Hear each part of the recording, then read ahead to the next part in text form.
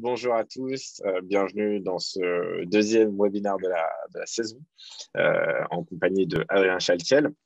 Ce qui est marrant, c'est que le premier webinaire de la saison, on l'a fait avec Augustin Sayat et Augustin est la personne grâce à qui j'ai rencontré Adrien. Parce qu'à l'époque, j'étais à la recherche de subventions et Augustin m'a dit, Adrien, c'est l'homme de la situation. Donc, avant de démarrer, peut-être te laisser te présenter, Adrien, te laisser expliquer pourquoi est-ce que tu es l'homme de la situation en termes de financement et en termes de subventions, en termes de voilà, tout ce qui concerne la solution de financement pour les startups. Je laisse commencer. Après, je vais expliquer rapidement ce qu'on fait chez Start the Fuck Up, pourquoi on organise ce type de webinaire. Et puis, on va se lancer dans une discussion. Pour tous les participants qui auraient envie de poser des questions, n'hésitez pas à le faire. Il y a une petite partie qui s'appelle Q&A ou Q&R pour questions-réponses, juste en bas de votre écran normalement. Donc, vous pouvez poser vos questions là-bas. Comme ça, on n'oubliera pas de les traiter pendant le webinaire ou à la fin du webinaire. Du coup, Adrien, pourquoi est-ce que tu es l'homme de la situation concernant les subventions? Écoute, merci pour l'intro, Boucar, et bonjour à toutes et à tous. Je suis Adrien, je suis fondateur de la plateforme Eldorado. Je suis entrepreneur depuis une quinzaine d'années et j'ai monté plusieurs boîtes dans plusieurs secteurs. Je suis aussi investisseur. J'ai pu devenir investisseur, avoir la chance de devenir investisseur. On va dire, en connaissant bien cet écosystème depuis des années, j'ai vu que toute son évolution, qui est assez incroyable et qui continue, et ce dynamisme qu'on lui connaît. J'ai vu surtout, un peu comme tous les entrepreneurs, un pain non résolu qui m'a dit, qui m'a fait dire qu'il y a quelque chose à faire à ce niveau-là. Et une principale, nous, qu'on adresse et que je voulais adresser, c'est la recherche de financement pour entrepreneurs. Alors, on va en parler, mais non pas que ce soit la course au financement ou qu'il faille absolument lever des fonds ou tout connaître des financements, mais on a la chance d'être dans un pays où il y a énormément de sources d'aide aux entrepreneurs, que ce soit bancaire, public ou levée de fonds. Et pourtant, paradoxalement, il n'y a pas un entrepreneur qui arrive à se dire j'ai bien réussi ma stratégie de financement ou je sais qui aller voir quand je lève des fonds ou je connais bien BPI France, etc.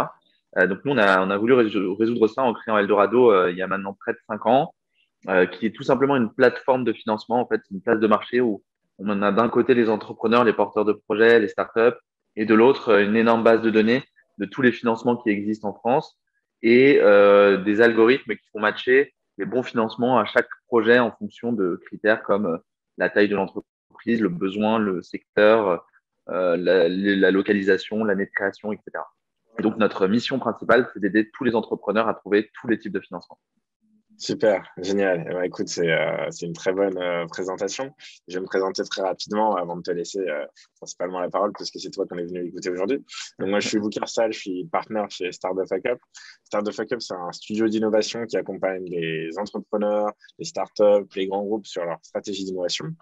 La particularité de notre studio, c'est qu'on recrute uniquement et exclusivement des personnes qui ont monté des boîtes avant, qui se sont pris tous les murs possibles, qui ont beaucoup appris sur ces expériences-là et qui, du coup, aujourd'hui, sont capables d'accompagner des entrepreneurs de l'idée à leur première vente en passant par la conception, le prototypage, le marketing. Et voilà, le but, c'est de former le plus d'entrepreneurs possible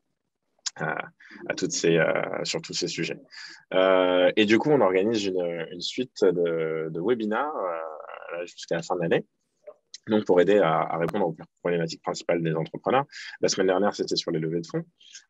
Aujourd'hui, donc, on est sur tout ce qui va être financement de start-up, dilutif ou non dilutif.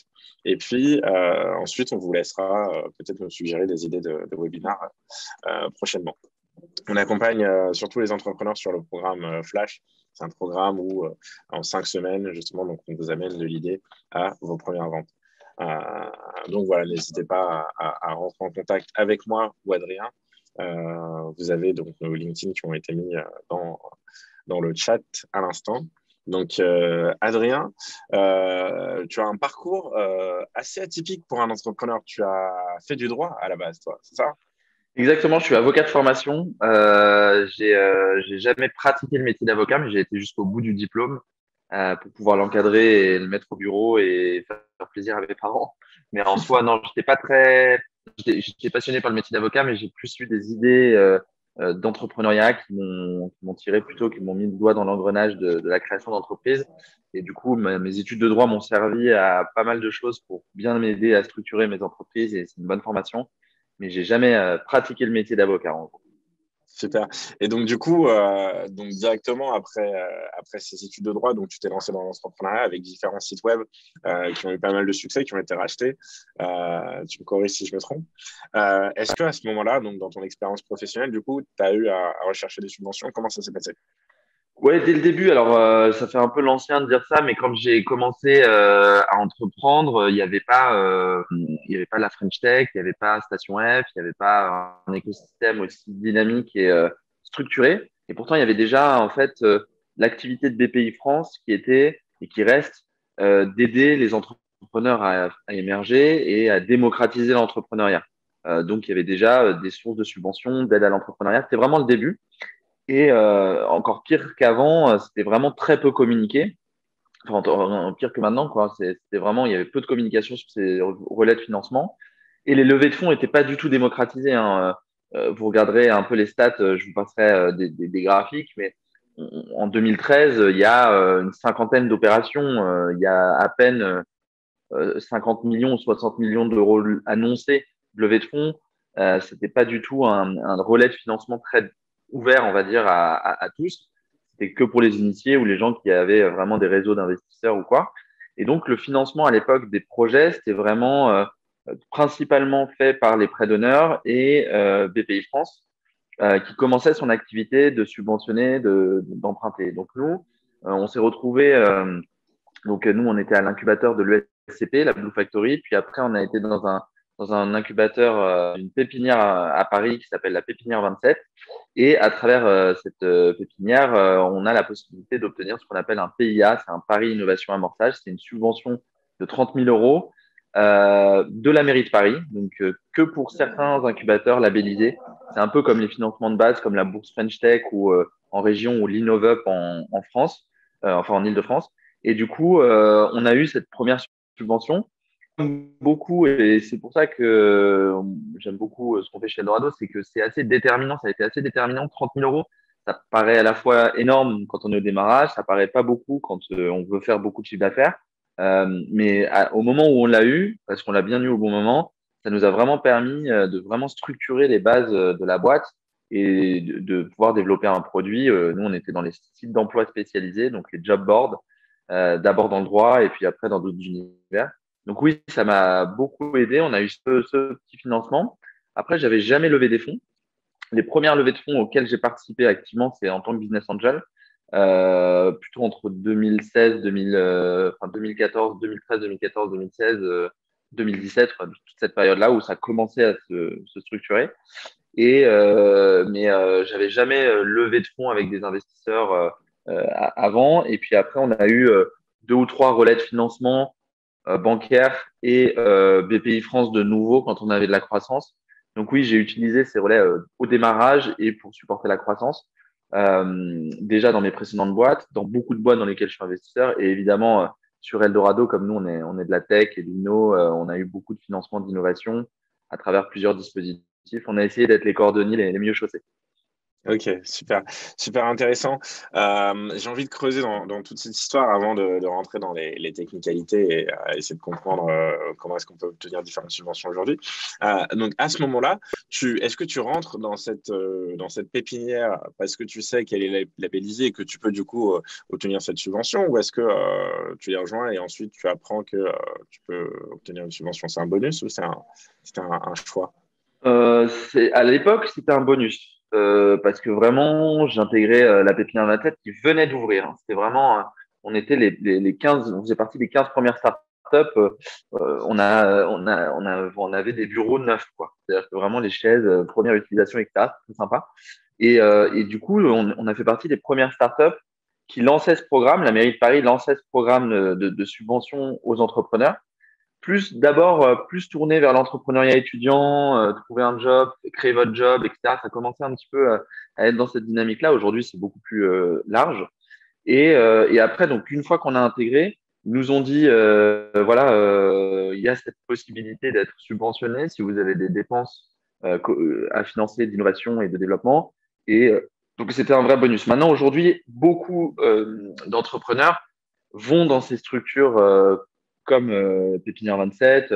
Il y a Willa, l'incubateur de Dauphine, etc. Il y en a Paris Co, etc. Il y a un certain nombre d'incubateurs parisiens qui ont le PIA, qui choisissent ces incubateurs pour le financement. Après, dans mon dernier conseil là-dessus, c'est quand même dans toutes ces structures de financement et d'accompagnement, c'est assez mal vu de se présenter en disant j'y vais que pour le financement. Il faut montrer qu'on y va pour l'accompagnement. Ça vaut le cas, c'est le cas des prêts d'honneur, par exemple, au réseau Entreprendre ou Wilco, etc. C'est pour le mentorat, l'accompagnement et également le financement qui va m'aider à structurer toutes mes idées. Mais il ne faut pas y aller juste pour dire je veux le financement, quoi. Super, super.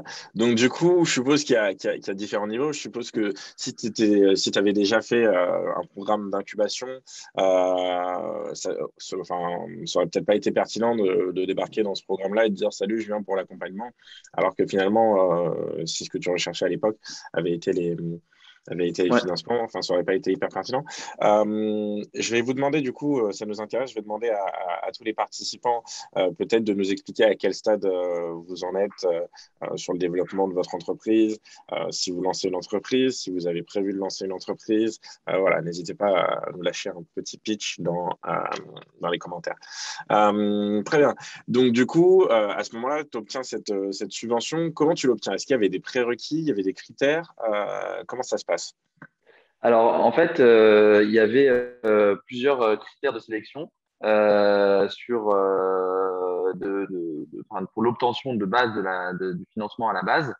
On a comment dire l'année de création d'abord, qui est un des critères de base. Il faut avoir moins d'un an pour obtenir ce type de financement. Et il y a surtout le siège social, qu'on soit bien situé dans la région dans laquelle on demande les financements. Donc, on pourra revenir, ça fait partie des critères. C'est un peu les critères de base de structuration de l'entreprise. Après, le critère principal, c'est qu'est-ce que vous voulez financer et combien d'argent vous avez besoin. Et là, on intervient dans le programme d'innovation. Donc, il faut avoir de l'innovation, comment dire, de faire quelque chose qui n'existait pas avant, améliorer quelque chose d'existant. Pas forcément que technologique. Je pense qu'on reviendra dessus un petit peu après sur cette notion d'innovation, mais ça peut être de l'innovation sociétale, sociale, environnementale, des lignes de production ou autre. Ça peut vraiment être très, très large, cette définition. Toujours est-il qu'il faut le mettre en avant et surtout d'avoir des dépenses en face. Parce qu'en fait, tous les financements publics interviennent de la même manière, c'est-à-dire que les financeurs ne peuvent pas financer 100% d'un programme, donc elles le cofinancent. Ça veut dire que les entrepreneurs, ils doivent avoir des fonds propres.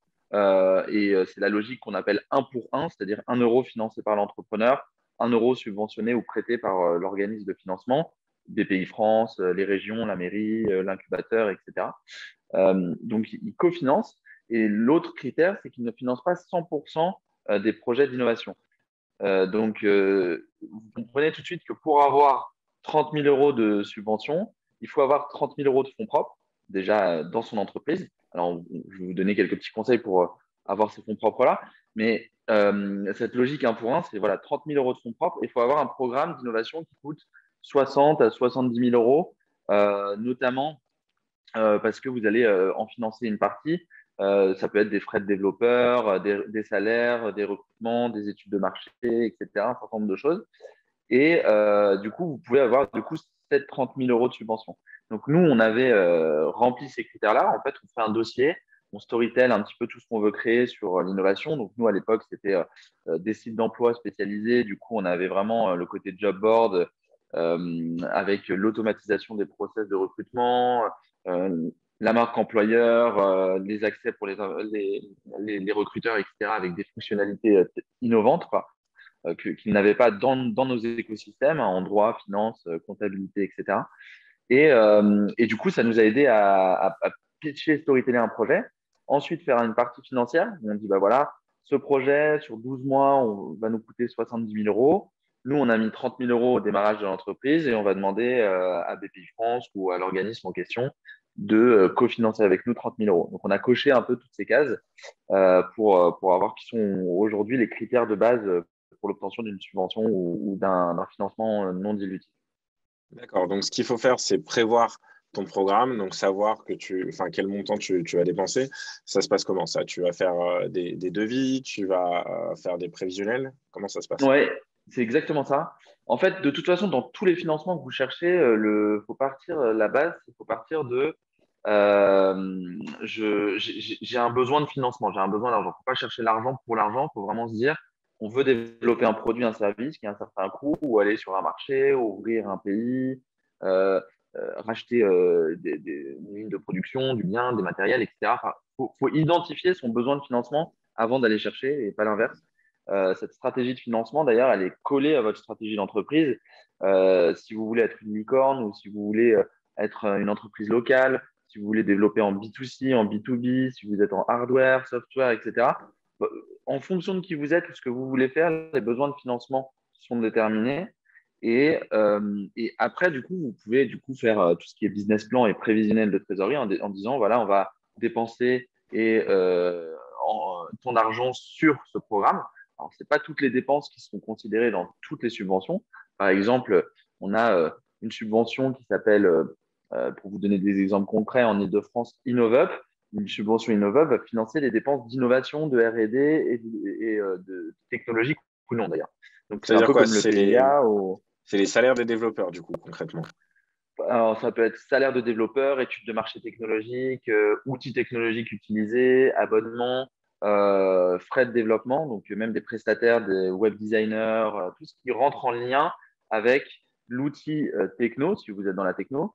Mais si vous êtes dans de l'innovation environnementale, par exemple, c'est-à-dire que vous allez, je sais pas, grâce à votre produit ou votre service, diminuer l'émission de gaz à effet de serre, ou si vous êtes dans l'innovation sociale, c'est-à-dire que, je ne sais pas, vous pouvez donner accès à des handicapés à un service qu'ils n'ont pas accès à avant, ou favoriser l'insertion sociale, par exemple, par une innovation, par quelque chose qui n'existait pas avant.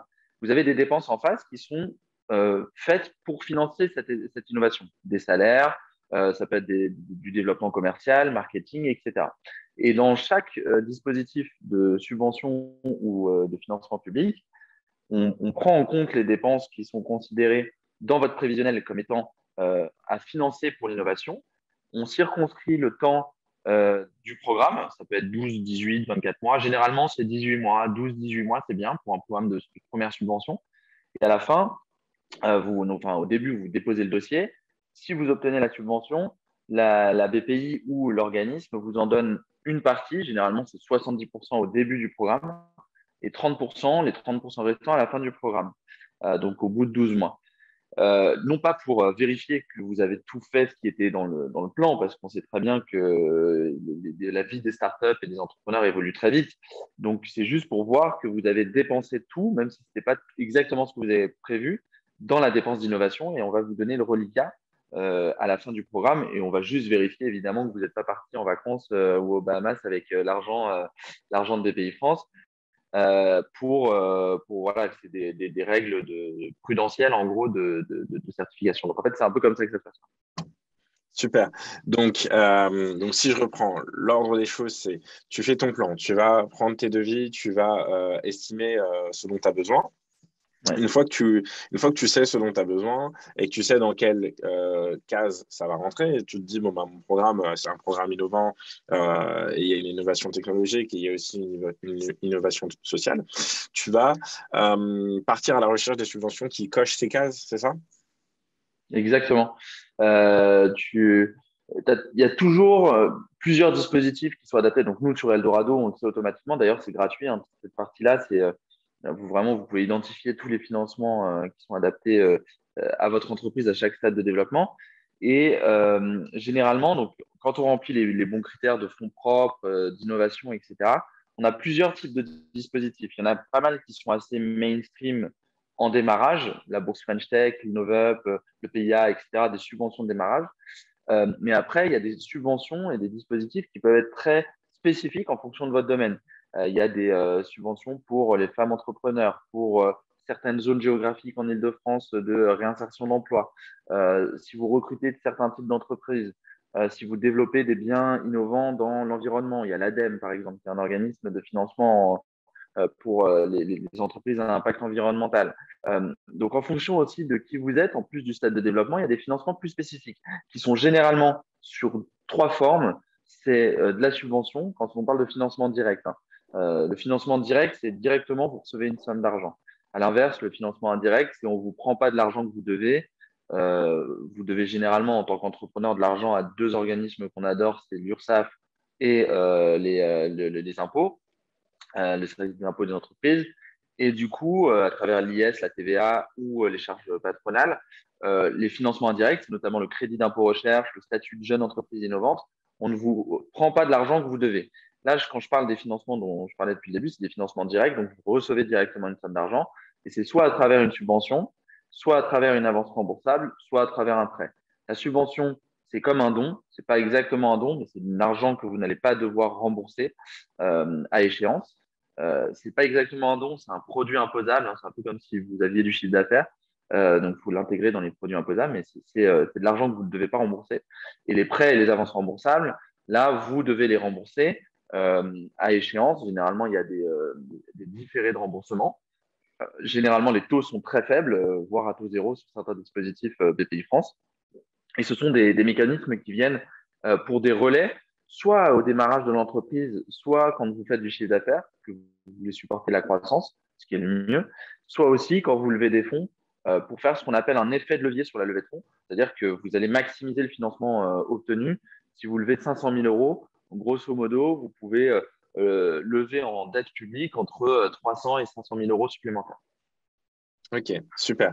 Donc, ce qu'on est en train de dire, c'est qu'il faut faire attention au montant qu'on va aller chercher en subvention, parce que du coup, ça peut impacter potentiellement les impôts qu'on va devoir payer, vu que c'est considéré comme de l'argent qu'on a fait rentrer dans l'entreprise.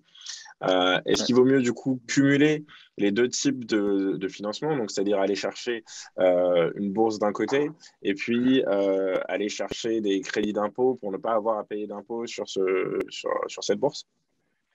Oui, complètement. Alors, ce dont tu parles, c'est quelque chose d'important, c'est la complémentarité des financements. Toujours, je donne généralement 2 conseils importants dès que je démarre un type de masterclass ou Q&A. C'est déjà tous les financements dont on parle qui sont existants, et j'enverrai à Boucar plein d'articles et d'outils qui vont permettre de creuser un peu ce qu'on a dit ce matin. C'est génial parce qu'il y en a plein, il y a plein de dispositifs, mais il faut faire attention à 2 choses. La première, c'est que les financements, c'est que des moyens. C'est pas une fin d'aller chercher ces financements. Même lever 10 millions d'euros, c'est loin d'être une fin. D'ailleurs, on le voit quand on félicite des levées de fonds, etc. Pour moi, je dis bravo, mais bon courage et bon travail, surtout parce que c'est là qu'il va falloir faire 100% de croissance par an pendant 5 ans. Du coup, et c'est pareil pour les subventions, les prêts, etc. Il ne faut pas se croire que c'est des moyens. La fin, c'est le financement des clients. Donc, le financement le plus important, c'est le chiffre d'affaires. Donc, ça, il faut le garder en tête, quoi qu'on aille chercher. Et le deuxième warning on va dire, sujet que je mets en avant, c'est chronophage. Vous pouvez vous perdre dans la course au financement. Vous pouvez, en allant chercher trop de choses, etc., vous défocus du produit, du service que vous développez. Donc, il faut faire attention à ça. Ça prend du temps, de l'énergie et ça vous défocus de la boîte. Maintenant que j'ai dit ça, pour répondre à ta question, on a quand même cette chance d'avoir plein de relais de financement. Même si on fait du chiffre d'affaires et qu'on est rentable, on peut maximiser sa croissance en allant chercher des dispositifs de relais de croissance, des dispositifs de financement d'un produit en amont. Imaginez que vous avez bien développé votre produit pendant 3 à 5 ans et vous voulez créer une nouvelle ligne ou une nouvelle innovation ou tester quelque chose, ben, il y a des aides à la faisabilité, il y a des dispositifs qui sont adaptés pour ça. Donc, il ne faut pas se dire que non plus les financements, c'est trop long, c'est un peu un entre-deux que je dis. Donc, ça veut dire quoi? Ça veut dire qu'il faut anticiper et bien comprendre que certains financements peuvent être complémentaires. C'est-à-dire que sans aller à la course au financement, même s'il y a des boîtes qui sont très financées par des concours, des subventions, des prêts, du crédit d'impôt, du JEI et des investisseurs, sans tous ces financements, elles ne pourraient pas développer leur deep tech ou leur intelligence artificielle, etc. En l'occurrence, c'est la boîte que je pense qui a beaucoup de financement. Il faut anticiper, donc quand on est entrepreneur, donc se dire, voilà, les 2 premières années, on va essayer d'avoir cette subvention, puis lever des fonds et avoir ce prêt. Et si ça marche chaque année, il faut se poser la question de qu'est-ce qu'on va aller chercher comme financement complémentaire au chiffre d'affaires et pour financer quoi. Et du coup, oui, tu peux cumuler. Alors, qu'est-ce qu'on ne peut pas cumuler? Généralement, on ne peut pas cumuler plusieurs endettements qui font dépasser l'entreprise à un stade qu'on appelle entreprise en difficulté, c'est-à-dire une entreprise qui est surendettée, qui n'a pas la capacité dans un avenir proche et puis qui n'a pas du chiffre d'affaires qui est en corrélation avec le niveau d'endettement. Donc, le niveau d'endettement d'une entreprise dans les 3 à 5 premières années, c'est généralement autour de 500 000 euros de prêt environ. Alors après, ça dépend le business model ou s'il y a des spécificités, mais en moyenne, c'est ça, c'est déjà une bonne moyenne. Après, quand des entreprises lèvent plus d'argent, elles peuvent plus prendre de l'endettement bancaire et BPI France en complémentarité. Mais généralement, c'est autour de ça. Et donc, il ne faut pas être surendetté, donc on va vérifier ça. Et il faut évidemment, comme je le disais au début, avoir des financements et des prêts ou des subventions qui correspondent à un vrai besoin de financement, c'est-à-dire que ça va vous permettre de faire un relais de croissance ou un matelas de trésorerie. Hein, ça peut être aussi un sujet, notamment avec la crise du Covid et les prêts garantis État. Beaucoup d'entreprises ont touché des PGE, mais ne les ont pas utilisés et se sont dit, voilà, c'est un matelas au cas où le Covid continue, on était dans l'incertitude, etc. Donc, c'était un peu compliqué. Et les subventions, c'est une autre règle aussi. On ne peut pas collectionner 20 subventions.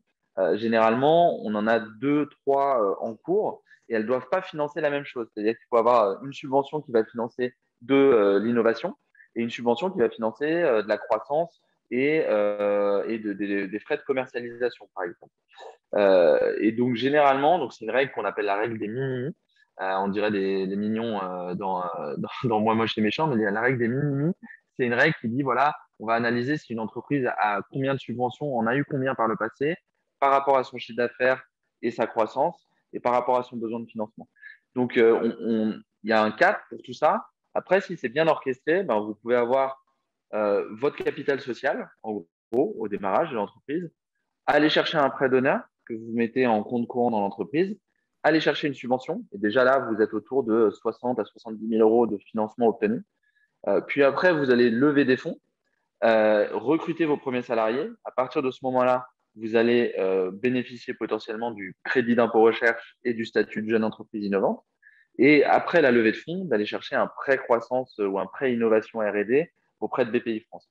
Donc, tu vois, à chaque étape, il y a déjà, c'est un parcours un peu classique que je vous ai d'une entreprise de 0 à 3 ans entre ces différents types de financement qu'ils vont chercher. Après, il y en a qui peuvent ne pas avoir fait de subvention la première année et en chercher la deuxième, avoir commencé par un prêt parce que vous avez cette possibilité d'endettement avantageuse, etc. Ça peut varier. En tout cas, ouais, il y a une complémentarité des financements à trouver. En tout cas. Ok, super, super. Donc là, on a un peu une feuille de route sur comment aller chercher des financements. Maintenant, l'une des questions que, à mon avis, on se pose tous et que je me suis posé très longtemps, c'est justement cette histoire de un pour 1. Si tu veux avoir 10 000 euros de subvention, tu dois aller avoir 10 000 euros de capital. Qu'est-ce qu'on fait si tu te lances et que tu n'as pas ces 10 000 euros? Si tu as, mettons, 1 euro de capital social sur ton entreprise, que tu as juste créé pour pouvoir encaisser du chiffre d'affaires, etc., et que tu vas aller chercher des subventions. Alors, écoute, en même temps que tu parlais, je partage deux liens dans le chat directement. Ah, tu les Et as puis, mis, tu les as mis sur hôte et panéliste, donc tout le monde Ah ne les a mince, pas reçus, du coup je vais leur remettre. super, désolé. Ah oui, Et ouais, du coup, ça, effectivement. c'est une petite chose à laquelle il va falloir faire attention. C'est que lorsque vous envoyez des messages dans le chat, je parle pour tout le monde, n'hésitez pas à cliquer sur tout le monde parce que sinon, il n'y a que les autres et panélistes qui vont recevoir votre message. J'ai reçu quelques messages depuis tout à l'heure qui arrivaient directement en message privé, mais pour en faire bénéficier tout le monde, c'est mieux si vous cliquez sur tout le monde. Ah oui, Et on voit des questions. On voit des super. questions qui commencent à arriver dans les Q&R. On y reviendra, mais du coup, donc Ouais, voilà. Donc, sur cette question, c'est pour revenir. Donc là, il y a deux articles sur la constitution des fonds propres et l'obtention de prêts d'honneur, qui est un des meilleurs moyens pour constituer des fonds propres au démarrage. En gros, si je suis un entrepreneur et que je veux financer, donc la logique 1 pour 1, c'est les fonds propres. Donc parfois, elle est de 1 pour 2, notamment sur les dispositifs de démarrage comme la bourse French Tech. Ça veut dire qu'il vous faut au moins 15 000 euros de fonds propres pour aller chercher potentiellement 30 000 euros de subvention. C'est une exception, mais généralement, il faut essayer de viser dans les 30 000 euros. Si on est plusieurs, on a pas mal de techniques pour obtenir cette somme-là. La première, c'est d'avoir de l'argent qu'on met de côté et qu'on peut mettre dans l'entreprise, soit parce que vous avez de l'argent de côté, un pécule, une possibilité de mettre cet argent. Soit vous bénéficiez de l'ACRE, donc c'est en gros le chômage, parce que vous avez travaillé avant, vous avez le meilleur business angel français qui est Pôle emploi, qui va vous financer 2 ans à environ 65 à 70% du salaire que vous aviez les 6 derniers mois, la moyenne du salaire des 6 derniers mois sur 2 ans. Et vous pouvez anticiper ces salaires que vous avez tous les mois en ayant une somme d'argent importante par l'ACRE. Donc vous allez avoir la moitié, mais tout de suite. Et du coup, ça vous permet de mettre des fonds propres et du capital social dans l'entreprise. Parce que ce capital social initial a une triple importance. Le premier, c'est pour cette logique de fonds propres, d'aller chercher des subventions et d'assurer la solidité de l'entreprise. La deuxième, c'est pour la répartition capitalistique qui existe entre vous et vos associés et l'engagement que vous mettez dans le projet. Hein. C'est-à-dire que c'est un risque d'entreprendre, c'est un peu mouiller sa chemise. Et troisièmement, c'est auprès des investisseurs. Si un jour vous avez levé des fonds, si vous levez 3 millions d'euros alors que vous avez mis 1 euro de capital social, il y a un peu un côté, bon, ils ne sont pas trop mouillés et le risque est un peu limité. Donc, il faut savoir aussi qu'il y a un élément un peu psychologique, financier qui a intégré. Donc, toujours est-il que il faut essayer de trouver ça. Donc, vous pouvez aussi emprunter de l'argent à des proches, puis le mettre en capital social, emprunter à la banque, le mettre en capital social, faire un prêt d'honneur et le mettre en capital social pour avoir ce capital social conséquent. Maintenant, tout le monde n'a pas ces possibilités-là. Du coup, il faut se dire qu'on peut renforcer les fonds propres à travers 2 dispositifs au démarrage qui peuvent vous aider. Le premier, c'est une petite levée de fonds, une augmentation de capital, même de 30 000 euros, 40 000 euros. Vous faites rentrer soit de la love money, friends and family, des proches, etc. Il y a le BSR, on va en parler à Vincent. La possibilité, c'est grâce à cette petite leçon, qui peut être même plus importante hein, si vous avez une confiance d'investisseurs ou de proches qui sont des bons relais pour vous, etc. Donc faites cette petite levée de fonds. Directement, une augmentation de capital, ça va venir renforcer les fonds propres, parce que c'est du capital social, c'est des capitaux propres, c'est dans la catégorie des fonds propres. Attention, les fonds propres, hein, il y a dans la définition de l'article, c'est pas la trésorerie. Hein. Vous pouvez avoir 1 euro de fonds propres et 1 million d'euros de trésorerie. À l'inverse, vous pouvez avoir 1 million d'euros de fonds propres et 1 euro de trésorerie à la fin de l'année. Euh, du coup, cette notion de petite levée de fonds peut vous permettre de faire rentrer des investisseurs. Le deuxième dispositif, c'est le prêt d'honneur. Donc là, vous allez voir un organisme de prêt d'honneur comme le réseau Entreprendre, c'est le deuxième article que je vous ai partagé, Wilco, Raise, etc., qui vous donne la possibilité du coup d'emprunter de l'argent à titre personnel que vous allez mettre en compte courant de l'entreprise. Et les comptes courants, c'est comme un prêt que vous faites à votre entreprise qui peut être converti en action ou qui peut vous être remboursé dans le temps après une certaine période de temps qui est déterminée par vous. C'est un contrat entre vous et l'entreprise. Et ça va venir renforcer vos quasi-fonds propres et donc BPI France où les organismes de financement vont considérer du coup que en ayant eu ce complément de financement par un prêt d'honneur, vous allez pouvoir avoir renforcé vos fonds propres, donc à 30 000 euros. Généralement, les prêts d'honneur, c'est entre 20 et 40 000 euros par fondatrice ou fondateur. Donc, si vous êtes 2 ou 3, vous voyez déjà que vous pouvez avoir entre 60 000 et 100 000 euros d'emprunt que vous mettez dans le cœur de l'entreprise. Et grâce à ça, vous allez chercher des financements complémentaires. Donc ça, c'est des techniques. Il y a le Vincent qui parle du BSAR. Donc, le BSAR, c'est une technique de financement à travers une levée de fonds. Ça s'appelle, donc, ça veut dire bon de souscription d'action à investissement rapide. C'est un acronyme, encore un acronyme comme on les aime. C'est assez démocratisé. Pourquoi le BSAR, en fait, ça vous donne la possibilité de lever des fonds en anticipation d'une levée de fonds en disant à des investisseurs, voilà, on va lever des fonds dans les 2 ans à potentiellement telle valorisation. Mais si vous mettez de l'argent maintenant et qu'on signe un contrat, ben moi je vous dis que je prends l'argent tout de suite. Vous vous engagez à me faire le virement tout de suite. Donc l'avantage, c'est que vous avez le financement tout de suite. Et en échange, vous avez 20% de décote quand il y aura la levée de fonds sur la valorisation de la levée de fonds par rapport aux autres investisseurs qui vont rentrer lors de la levée de fonds. Et on convertira vos bons de souscription en actions à ce moment-là. Donc, ils deviennent actionnaires qu'au moment de la conversion.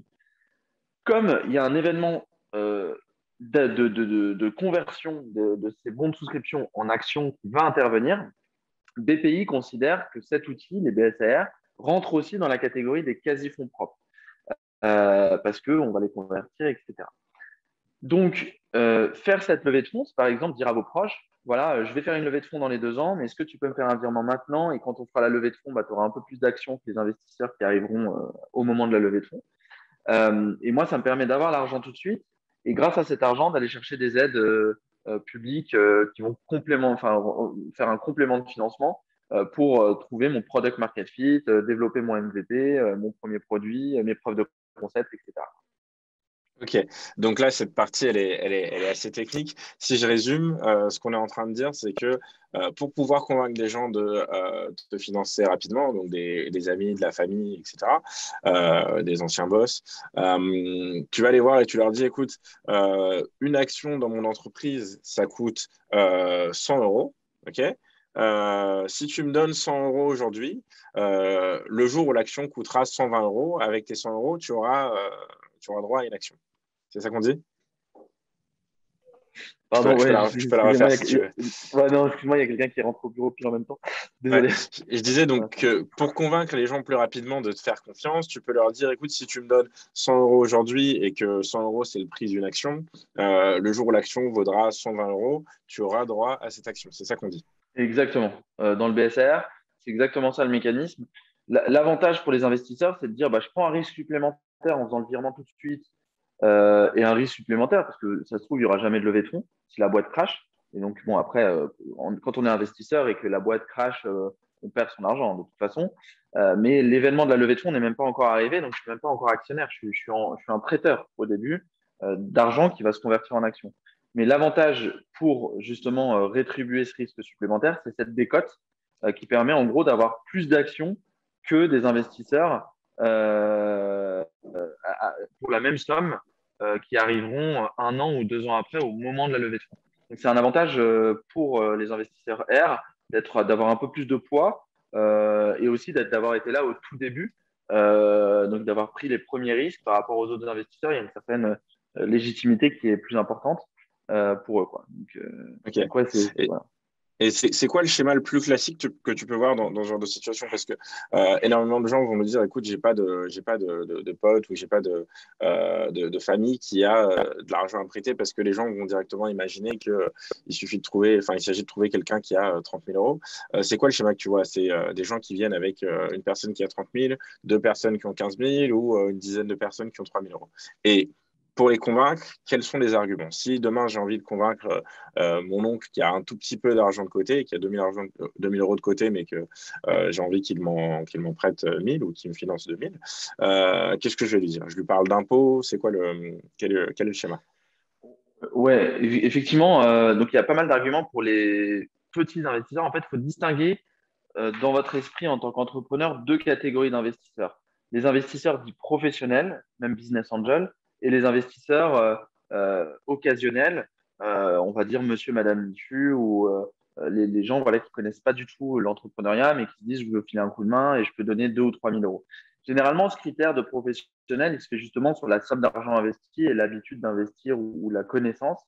Nous, on classe les investisseurs professionnels quand ils investissent environ 15 à 20 000 euros par projet par an. Donc, si vous cherchez ce type d'investisseur, c'est un chemin qui est différent d'aller chercher d'autres investisseurs moins professionnels, comme les proches, la famille, etc. Toujours est-il que, voilà, donc si vous allez, on va parler peut-être de chercher des business angels plus tard, mais si vous cherchez des proches qui peuvent vous aider et vous soutenir, il y a le dispositif IRPME, en gros, qui permet de défiscaliser un certain pourcentage de la somme investie dans la startup. Vous allez le voir et vous dites, voilà, vous pourrez défiscaliser dans les impôts que vous allez à payer à l'entrée. Si vous investissez 3 000 euros, alors le taux a changé parce qu'il était 18% avant et il évolue et il augmente. On a même des taux qui peuvent, un projet de loi de finances, des amendements de projet de loi de finances qui veulent le faire augmenter à 30% justement pour que les investisseurs soient encouragés, notamment en démarrage. Donc il y a de la défiscalisation. Après, ça peut être vécu comme une sorte de prêt. C'est-à-dire, vous pouvez dire à cet investisseur familial, voilà, moi j'ai besoin de ces 30 000 euros pour aller chercher les 30 000 euros de subvention.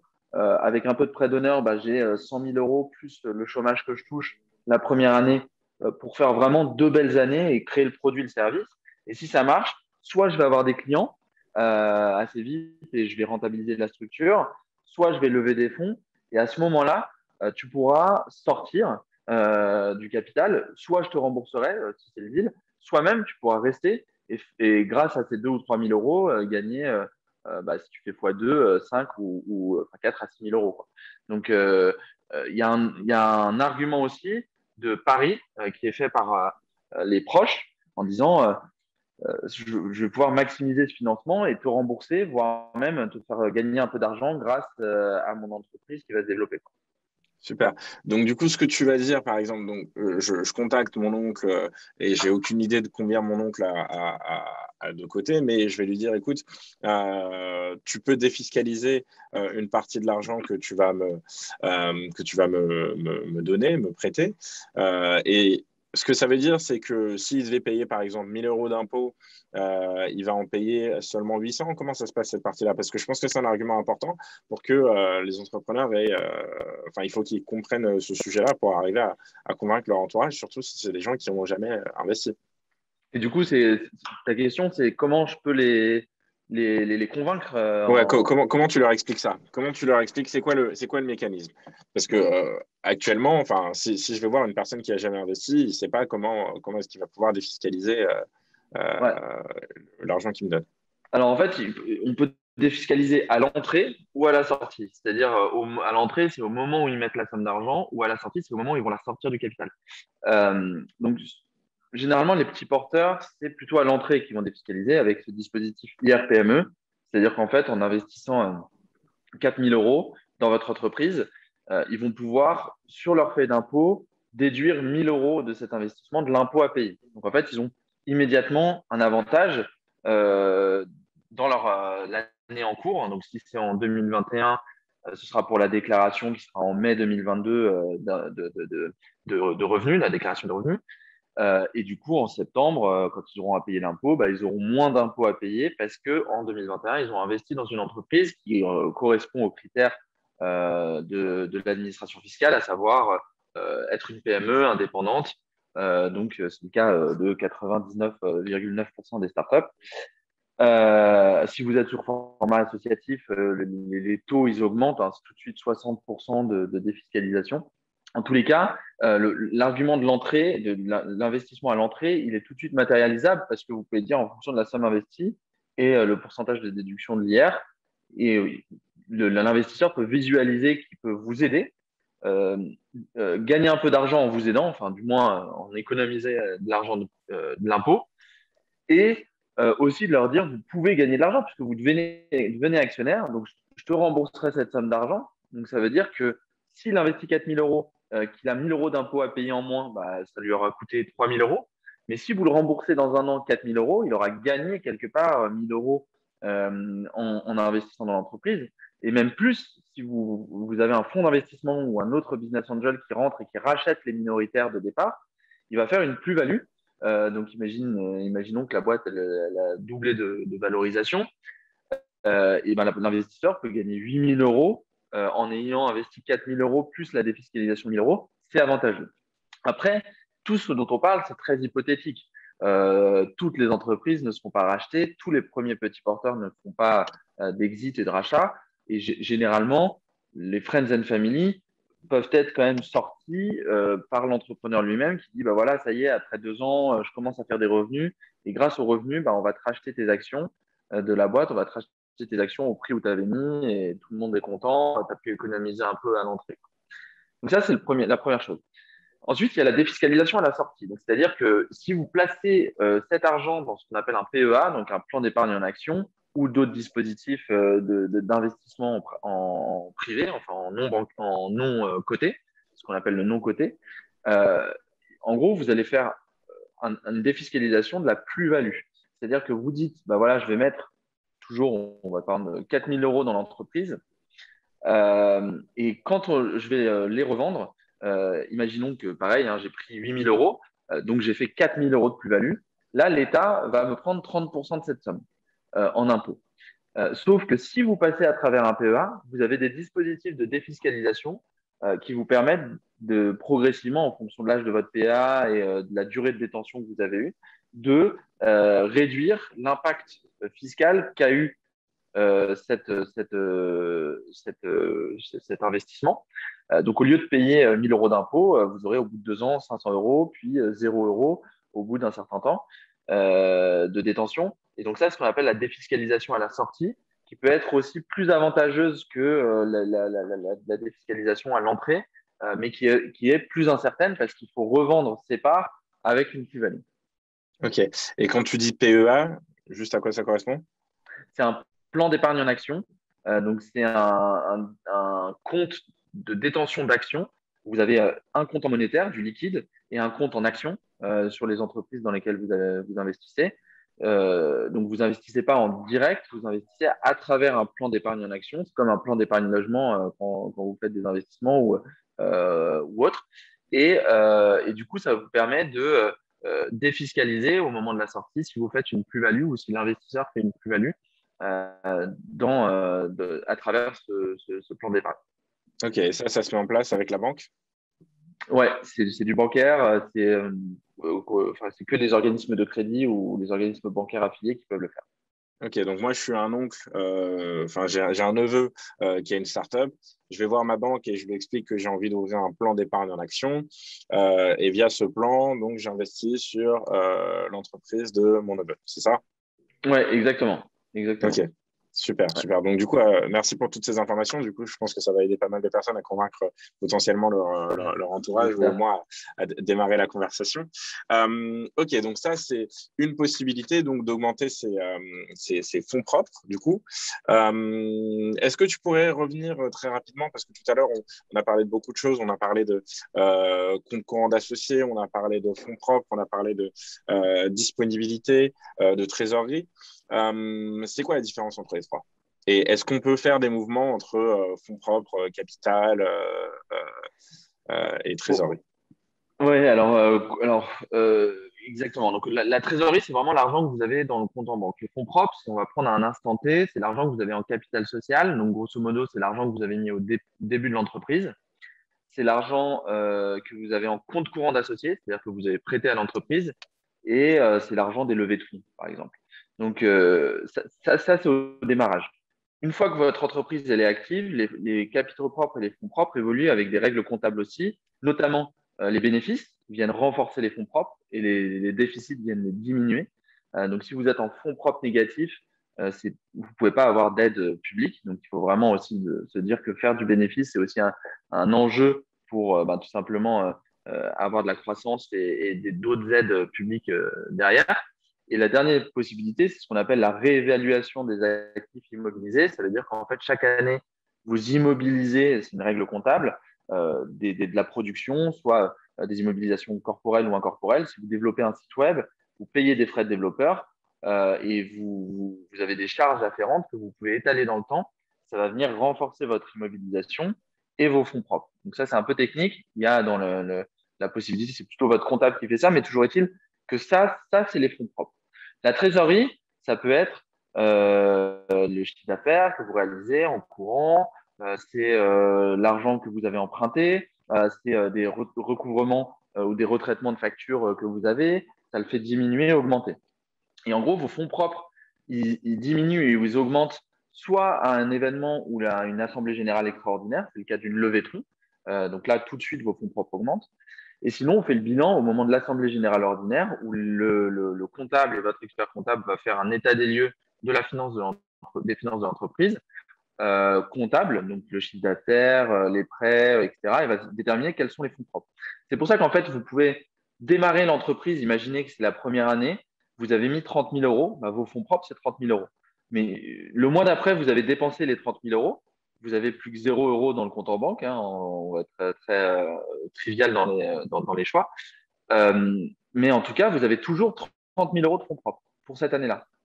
Donc c'est pour ça que vous pouvez utiliser la trésorerie, mais avoir les fonds propres qui sont encore existants. Et vous pouvez dire, alors c'est artificiel ce que je dis parce que c'est 30 000 et 0 euros. Mais le moment où vous allez demander une subvention, BPI France, c'est cette notion de fonds propres, c'est pour noter la solidité financière des entreprises qu'ils vont soutenir, pour s'assurer qu'il y a un futur, pour ne pas prêter à n'importe quoi ou n'importe qui, etc.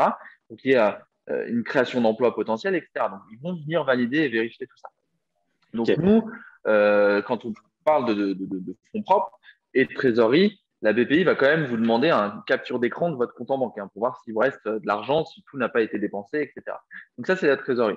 Et on ne peut pas. La seule solution de renforcer les fonds propres, c'est de convertir de la trésorerie en capital social. Donc, c'est comme si vous faisiez une auto-levée de fonds pour l'entreprise qui va venir émettre des nouvelles actions et renforcer ses capitaux propres. Et ça, c'est des règles que vous faites à la fin de l'année. C'est-à-dire qu'on incorpore des réserves au capital pour renforcer les fonds propres. C'est une bonne décision comptable. Parfois, ça peut vous permettre justement, parce que vous avez eu des déficits les années d'avant euh, et du coup des fonds propres négatifs, de venir remettre vos fonds propres en positif et de réassainir un peu la structure comptablement, quoi. Donc voilà, c'est à peu près ça les jeux entre trésor et fonds propres. D'accord, ok, très bien. Je C'est vois, technique, hein. c'est technique, mais c'est plus clair. Ok, donc et prenons un autre cas de figure. Donc tout à l'heure, tu parlais de l'ACRE, donc qui est le financement par Pôle Emploi. Ce qui se passe, alors si on veut prendre un cas concret, mettons que j'ai deux associés. On est tous les trois, donc mettons jeunes diplômés, donc on a fait des alternances avant, on touche un chômage qui va être de 1 000 euros environ. Ok, Mhm. donc 1 000 euros fois 12 mois, 12 000 euros fois 2 ans, 24 000 euros. Donc, c'est 24 000 euros. Le principe de l'ACRE, c'est quoi? C'est que je peux toucher la moitié, donc les 12 000 en un coup aujourd'hui. C'est ça? Ouais, exactement. Exactement. Et ça, l'avantage, c'est que du coup, on les met en capital social et que ça va venir, comme on le disait tout à l'heure, avoir des fonds propres, renforcer des fonds propres. Ok. Mais alors, ce qui est particulier, c'est que si je prends les 12 000, ça veut dire que pendant les 12 prochains mois, je ne vais pas toucher le chômage régulièrement. C'est ça? Exactement. Ok, donc Exactement. si donc je prends ces 12 000 et que finalement moi, j'ai quand même besoin de la moitié, 6 000 pour vivre, je mets 6 000 en capital avec mes associés 6 000 fois 3, 18 000. Donc on a 18 000, on n'est pas aux 30 000 qu'on voulait atteindre et on n'a absolument aucun oncle qui a de l'argent disponible pour nous financer. Comment tu fais là, à ce moment-là, avec tes 18 000 euros et puis Ouais. et ton entreprise? Bon exemple. Alors, soit on est dans des dispositifs. Alors, déjà, vous pouvez aller chercher 18 000 euros d'aide. Donc, 18 000 euros de fonds propres, un pour un, 18 000 euros. Si c'est un pour deux, comme la bourse French Tech ou le PIA, vous pouvez avoir ces 18 000, vous pouvez aller avoir jusqu'aux 30 000, parce que c'est la BPI ou l'organisme va considérer que vous avez une solidité de démarrage qui est quand même conséquente. En tout cas, si vous voulez aller faire un complément de financement, soit vous empruntez, enfin, ce que tu as dit, mais tu peux pas emprunter, mais soit vous empruntez auprès de proches ou vous faites une petite levée de fonds auprès de proches, soit vous empruntez à la banque, soit vous empruntez via un prêt d'honneur, un dispositif de prêt d'honneur auprès d'un organisme de prêt d'honneur, et vous mettez en compte courant d'associés les sommes complémentaires. Donc, vous avez 18 000 euros de capital social, 40 000 euros si vous êtes trois fondateurs et que chacun a 15 000 euros, vous aurez 45 000 euros de financement en quasi-fonds propres, en compte courant d'associés. Et vous pourrez aller chercher 30 000 euros environ de subventions, voire même un peu plus si vous avez un peu plus de fonds propres. Sur certains autres dispositifs, vous pouvez peut-être même aller un petit peu plus. Et du coup, directement, là, vous avez quasiment 100 000 euros.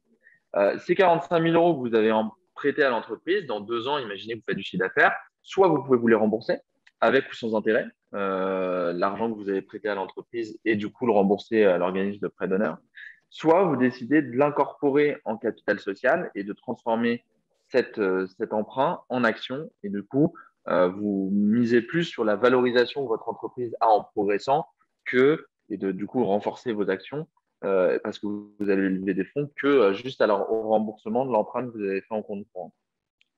D'accord, ok, très clair. Ce qui est particulier, donc tout à l'heure tu parlais d'emprunt à la banque, c'est que les banques, elles ne vont pas financer n'importe quoi. J'ai l'impression que d'expérience, les banques ne financent que les choses qui sont immobilisables, donc par exemple le matériel. Elles ne vont pas financer un loyer, elles ne vont pas financer le travail d'un développeur, mais elles peuvent financer par exemple, je ne sais pas, une enceinte pour organiser un événement. C'est Oui, ça? exactement. Alors, le financement bancaire, alors pareil, j'ai un petit article que je vais partager. Euh, si on parle un peu du financement bancaire, donc les banques ne sont pas les meilleurs amis des startups parce que, alors je vais essayer de bien mettre à tout le monde.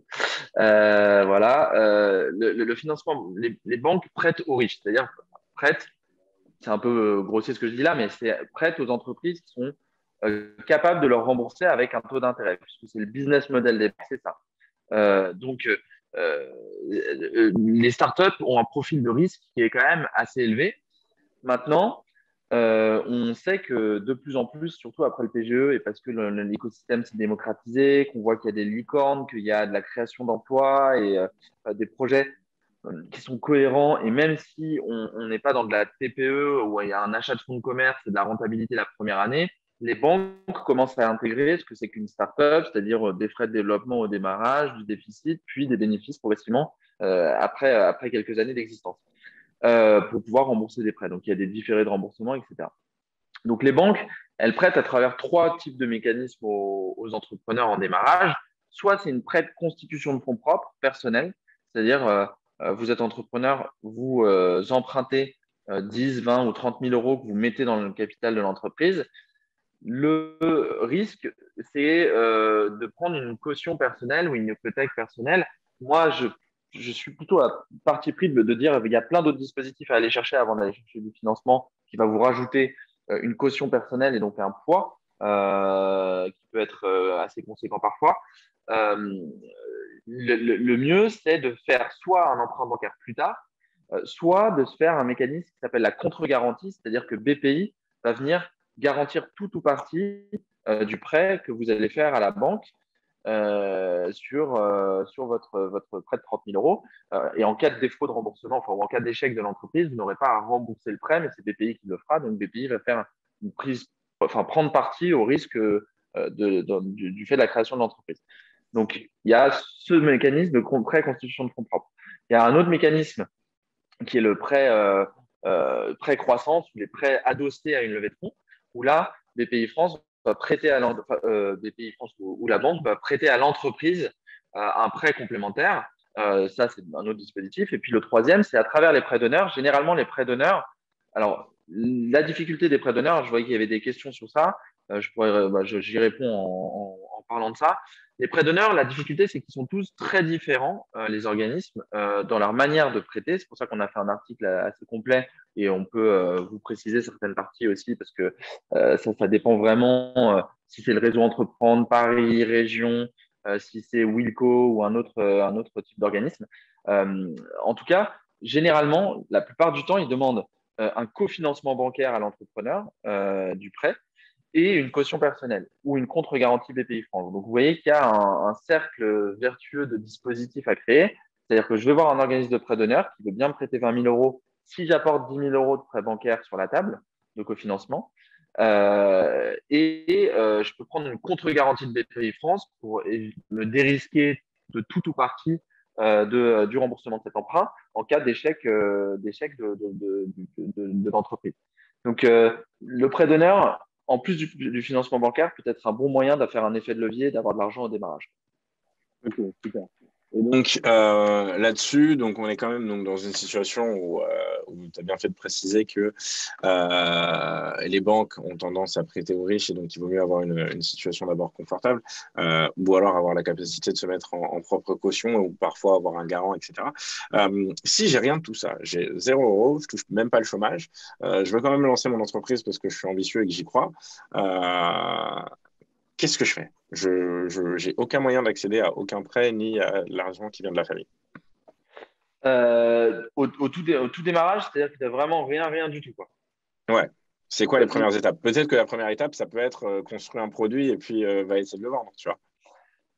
Et j'allais dire ça, c'est-à-dire que bon, aussi, on n'en va pas reparler des prêts d'honneur, etc. Mais la meilleure étape, c'est l'autofinancement à ce stade. Donc, alors, il y a deux possibilités. Si je suis dans un vente d'un service, je peux aussi faire de la prévente, donc à travers du financement participatif notamment, donc toute une campagne de crowdfunding qui va venir m'aider à soutenir le démarrage du projet et financer les premières productions ou les premières mises en ligne, mises sur le marché.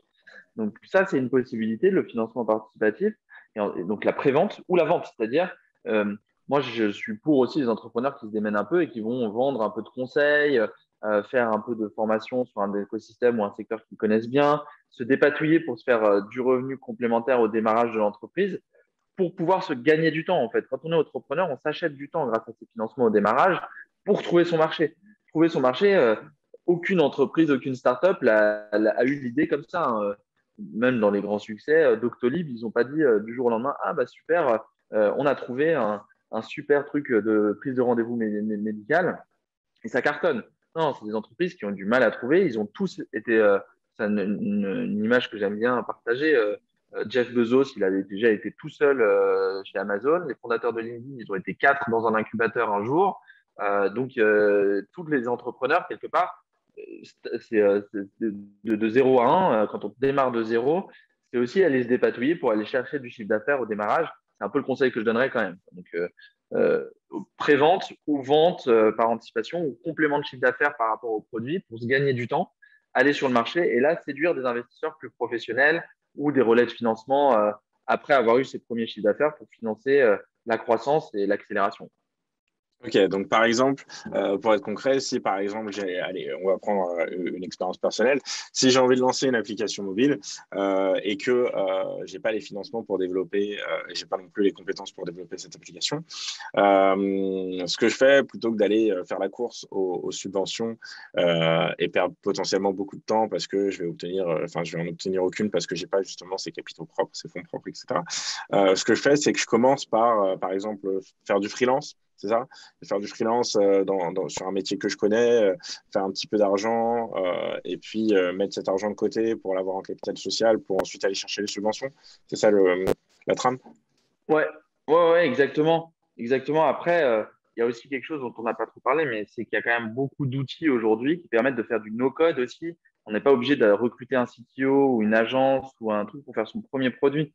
Les conseils qu'on donne généralement aux entrepreneurs, c'est à l'américaine, c'est keep it short and simple. C'est faire simple et efficace avec un premier produit qui est en no-code. Donc, no-code, ça veut dire tout simplement pas de besoin de développement technique. Vous pouvez créer via des outils, Bubble, etc. Il y a pas mal d'outils qui peuvent exister pour faire des premiers produits, une première preuve de concept et commencer à signer des clients là-dessus. Ou alors un freelance, ou alors d'associer quelqu'un au démarrage de l'entreprise. Ça peut être un CTO ou un développeur, des développeurs ou un directeur technique en disant, voilà, je vais te donner des actions, je vais payer en actions au début pour m'aider à participer à ce projet et tu auras eu 5% du capital si on crée le premier produit, s'il est un petit peu plus complexe et que je ne peux pas faire du no-code non plus, quoi. Donc, ça peut être un engagement, quoi, aussi. Je partage exactement cette vision. Tout le monde va croire que je t'ai briefé avant, mais c'est exactement ce à quoi on forme les entrepreneurs qui rejoignent le programme Flash. On les forme à justement construire leurs premiers produits avec des outils no-code pour pouvoir justement aller chercher leurs premiers clients, leur première traction et puis ensuite débloquer la situation de leur entreprise. Donc, très bonne passe décisive. Ok, super. Écoute, je pense qu'on a couvert pas mal de choses. J'aimerais bien qu'on réponde aux questions. On Allez. dépasse un petit peu sur le timing, mais on a une première question de Lucas Bertrand, Lucas que je connais très bien. Donc, il dit, j'ai lancé mon entreprise il y a 1 an, j'étais encore étudiant en alternance. Aujourd'hui, j'ai tout quitté pour me consacrer à mon business à 100%. Ma problématique actuelle est de lancer mon nouveau produit via la vente indirecte en B2B. Je cherche un financement et un accompagnement pour pouvoir avoir des bureaux, créer 2 emplois et avoir du stock. Il n'y a pas d'innovation dans mon produit. Serait-il plus difficile d'accéder à une pépinière? Donc, ce dont on parlait au tout début. Euh, Alors non, en fait, on parle beaucoup de financement de l'innovation, parce que là, on parlait de start-up, innovation, etc. Il y a du financement pour financer de la croissance, de la création d'emplois et de l'accélération commerciale. Donc, en fait, tu peux aller dans une pépinière ou un incubateur et tu peux aller faire une demande auprès de BPI France ou de la région Île-de-France, et notamment la région Île-de-France qui va être située en Île-de-France ou la région dans laquelle tu es, plus que BPI, qui va venir financer notamment la dynamisation de l'emploi, de la création d'emplois, surtout si tu veux créer 2 emplois. Notamment en Ile-de-France, tu as un dispositif qui s'appelle TPUP. C'est une subvention d'environ 55 000 euros qui peut être hyper avantageuse. Si tu as des frais de recrutement et de développement commercial, et ben, tu vas pouvoir avoir un soutien de subvention pour financer ces recrutements. Et la seule chose que tu as à prouver à l'innovation, la R&D, les frais, c'est que tu vas avoir des frais de recrutement, de marketing, de développement commercial, de développement commerciaux, Et donc, tu peux avoir une subvention complémentaire liée à tes recrutements. Ok, super. Donc, ce qu'on est en train de dire, c'est que donc certaines subventions, enfin que différentes subventions ont différents critères, c'est ça? Donc, il y a des subventions qui vont regarder combien d'emplois on va créer. Quels peuvent être les autres critères? Et si tu as des exemples peut-être à appuyer là-dessus. Je sais par exemple que le réseau Entreprendre, ils vont pas mal regarder combien d'emplois sont créés. Tu as des critères comme ça qui viennent en tête? Ouais, alors c'est principalement trois typologies de dispositifs. C'est l'innovation, donc développement, R&D, tech, produits, etc. Mais pas que, hein. On a parlé tout à l'heure de l'innovation sociétale ou environnementale. Euh, Tu vois, nous, chez Eldorado, on a financé une boîte qui s'appelle Yuka, que vous connaissez sans doute, hein, qui font du scan de produits pour en vérifier la traçabilité, la qualité et l'impact environnemental de ce qu'on achète dans les supermarchés. Et c'est pas sur la R&D ou la tech qu'on a eu des subventions BPI et des prêts BPI, c'est plutôt sur l'innovation sociétale, c'est-à-dire comment ça permet de mieux consommer, comment ça permet de favoriser aussi des produits qui sont moins d'impact environnementaux. Et donc BPI France les a soutenus en disant ça, ouais, c'est que les dépenses en phase de production, de développement et de communication autour de l'app, on va les intégrer pour faire un financement d'innovation, mais pas innovation tech, quoi. Donc, il y a le financement de l'innovation. Ensuite, il y a la croissance. La croissance, ça englobe principalement les recrutements, mais ça peut être autre chose. Ça peut être des salons, des frais de déplacement, des lignes de production aussi, de l'achat de matières premières. Donc, un certain nombre de dépenses en fonction des subventions. Il y a des subventions très spécifiques sur différents types d'entreprises. Et le dernier type de financement, c'est les financements de l'accélération, on va dire.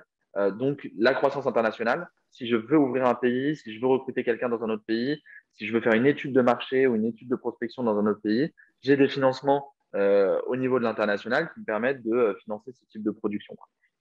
Ok, donc ce qu'on est en train de dire, c'est que pour chaque type de subvention, plus ou moins, il va nous falloir un business plan différent parce que tu vas devoir avoir ton business plan sur lequel tu vas dire, écoute, je prévois de recruter 10 personnes cette année. Tu vas devoir avoir un autre business plan où tu vas dire, je prévois d'aller à l'international. Tu vas en avoir un autre où tu vas dire, bon, bah, je vais faire que du développement, c'est ça ou c'est...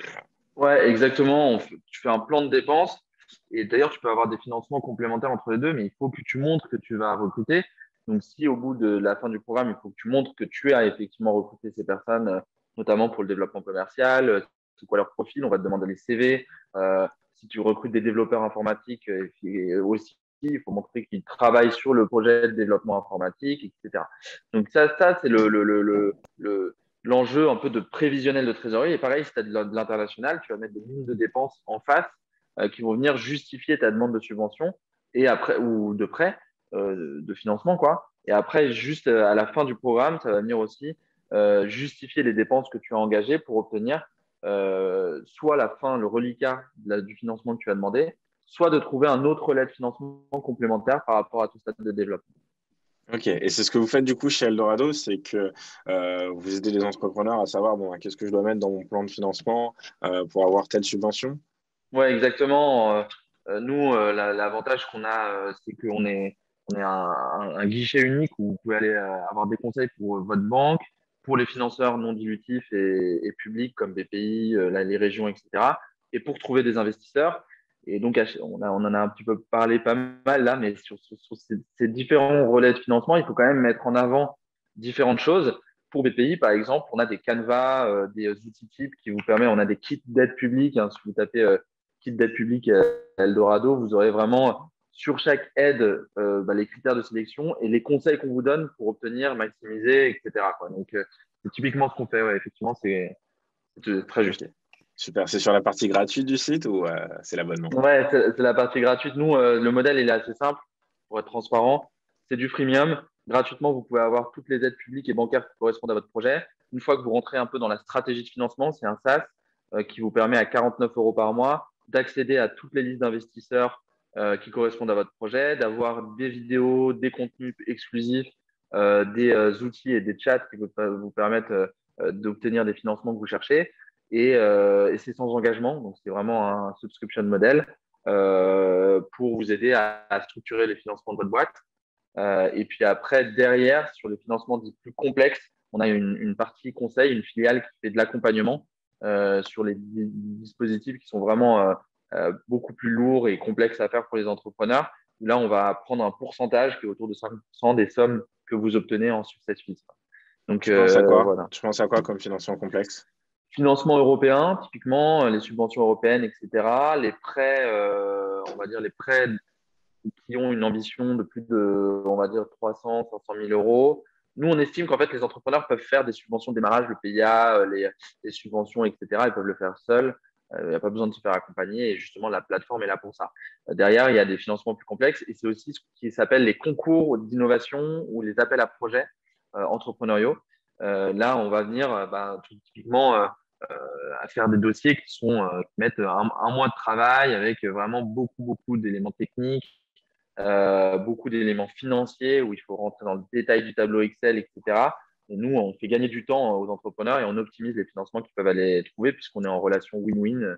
On partage l'obtention du financement en question. Super.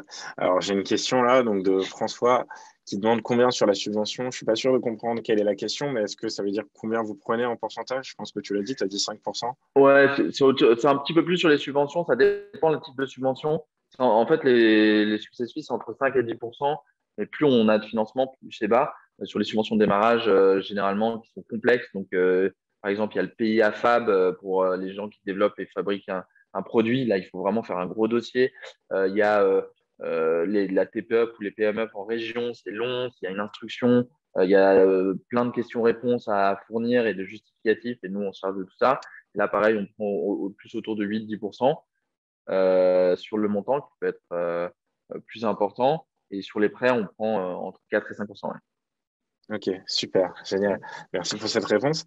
On a une question d'Inès qui est quel est l'impact d'un prêt étudiant pour obtenir un prêt d'honneur ou tout autre financement? Alors, cette question est assez complexe. Est-ce qu'il s'agit d'un prêt étudiant que tu as déjà obtenu, auquel cas ça augmente ton taux d'endettement? Ou est-ce qu'il s'agit d'aller chercher un prêt étudiant pour financer directement la Voilà, startup? On va exactement. répondre peut-être aux deux cas. Tu as déjà un peu répondu, c'est ça, mais si tu as déjà un prêt étudiant, avoir un autre prêt complémentaire, on va venir vérifier ta possibilité de remboursement et ton niveau de caution. Sur le premier prêt que tu as, généralement, les prêts étudiants sont sans garantie et sans caution, mais du coup, tu as déjà un endettement, donc ça va être un peu plus compliqué d'aller chercher un autre dispositif de prêt. Ça peut se faire si notamment tu as une contre-garantie BPI et que tu as un projet qui est validé par la banque ou la BPI, qui a une ambition qui est reconnue par ses financeurs, c'est possible. C'est pas impossible, mais c'est plus compliqué si tu as déjà un endettement personnel. C'est comme une entreprise qui a déjà des endettements. On peut pas les collectionner, comme je l'ai dit tout à l'heure. On est un peu capé par le niveau d'endettement moyen qu'on peut avoir, tout en réfléchissant que chaque entreprise a aussi son modèle de revenu, son enjeu d'innovation, etc., qui peut être validé par les financeurs. Donc, si tu as ce prêt, c'est un peu plus complexe. Si tu veux te servir d'un prêt d'étudiant pour aller chercher un prêt d'honneur, c'est possible. Après, avoir le timing de l'obtention, parce que le prêt étudiant est censé financer les études. Après, on a des prêts étudiants pour les étudiants entrepreneurs qui existent, mais il faut vraiment que ce soit pas un prêt qui est pour financer les études, le diplôme que tu utilises en prêt d'honneur pour ton entreprise après avec l'organisme de prêt d'honneur. Ça ne va pas correspondre. Il faut vraiment que ce soit un dispositif d'emprunt qui soit complémentaire avec le financement du prêt d'honneur sur le projet qui est financé. Super. D'ailleurs, j'ai vu passer des cas de figure où des personnes allaient s'inscrire à des cours à la fac ou des cours en ligne ou des choses comme ça Ouais, pour pouvoir obtenir le statut d'étudiant, pour aller chercher justement des prêts d'étudiants et s'en servir pour monter leur boîte. Qu'est-ce que tu en penses? C'est recommandé? oui et non. C'est-à-dire qu'encore une fois, il y a quand même aussi beaucoup d'organismes les organismes de prêt d'honneur sont équipés aussi pour vous aider à faire ça. On sait très au début, au démarrage, que les entrepreneurs ne savent pas tout faire. Donc, il faut faire attention. Il y a à boire et à manger dans ces différents types de solutions. C'est un peu comme les inscriptions à la fac juste pour avoir les conventions de stage pour les stagiaires. Faut un peu faire attention parce que on va vous demander peut-être de rendre des comptes au bout d'un moment ou savoir et puis ça peut jouer des tours. Je l'ai jamais trop vu, mais comme je l'ai jamais trop vu ces solutions-là, enfin, vous pouvez aussi optimiser d'une autre manière, quoi. Je pense qu'il y a tellement de financement disponible que vous pouvez vraiment trouver quelque chose qui correspond votre stade de développement plutôt que d'essayer de jouer un peu avec des artifices comme cela. Je pense que ça peut être préjudiciable aussi. Après, ça peut trouver une solution à court terme et débloquer un financement aussi. Mais je suis plutôt une vision un peu voilà, sécurité là-dessus que voilà, notre enfant.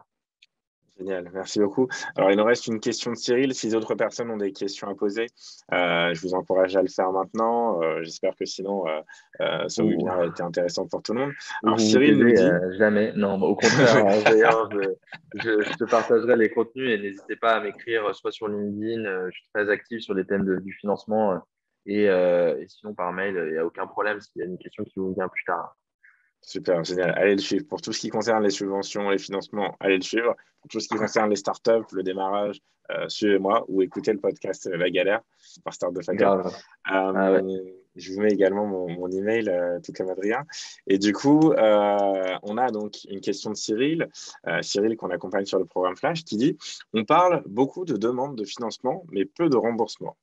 Et pourtant, il y a des différences entre les demandes. » Il a mis 1, subvention, donc c'est comme un don, il n'y a pas de remboursement. 2, c'est un prêt à taux zéro, donc prêt d'honneur, et il demande est-ce que le prêt d'honneur est à taux zéro. Et 3, il y a des prêts avec taux d'emprunt. Est-ce que c'est bien les 3 cas? Est-ce qu'il y en a d'autres? Quel est le process?